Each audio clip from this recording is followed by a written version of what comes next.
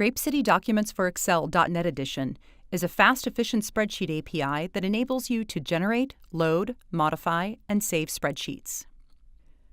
In this video, we'll add built-in themes to an Excel workbook. First, add the required namespaces. Initialize the workbook.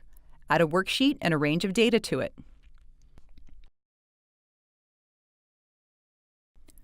Add a table and assign the range of data to it. Create a theme. Choose a built-in theme and set the theme on the workbook.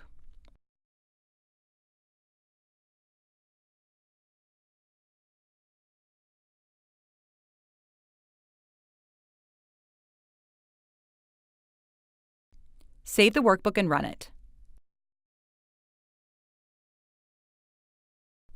We've created a table with a built-in theme. To set a custom theme, you can find the full GcExcel demo at grapecity.com.